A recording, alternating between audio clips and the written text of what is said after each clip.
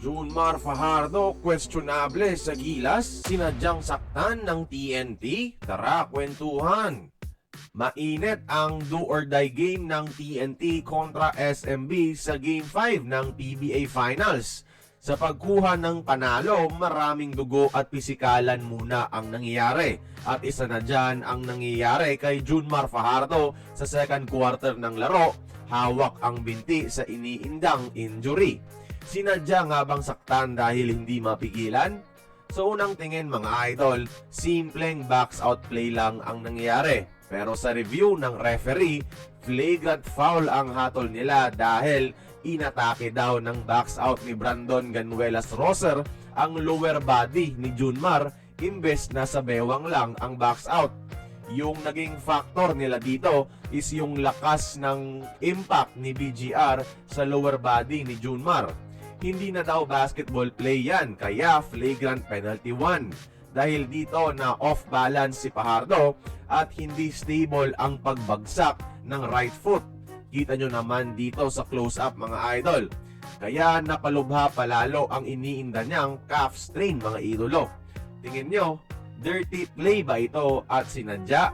Kayo na ang bahalang humusga sa ating comment section. Nakapaglaro naman si Junmar after the incident pero paika-ika nga lang dahil sa sakit. Muntika na tayo doon mga idol ha. Kung napasobra yon, baka mas lumala pa ang inabot ng injury ni Junmar to the point na mako-compromise yung paglaro niya sa ating national team next week. Hindi man natin alam kung sinadya ba ni BGR yung nangyari kay Fajardo. Pero it's all part of the game, yung physicality. Championship na kataya, natural, emosyon yung kalaban mo dyan.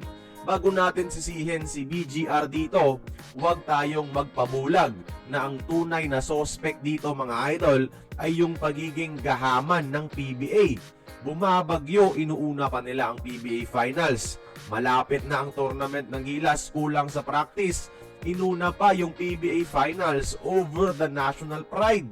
Hindi makapag-ensayo ng maayos dahil yung ibang players natin, yung focus nila, finals pa. The more the games, the more the chances of injuries mga idol.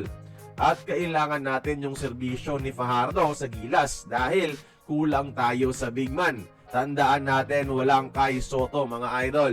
So kayo, anong masasabi nyo sa ongoing PBA Finals mga idol? Sino sa tingin nyo ang mananalo at tingin nyo, aabot pa ba ito ng Game 7? Para matapos na at makapag-practice na ang Gilas. Join the conversation mga idol. Magkomento lamang sa ibaba.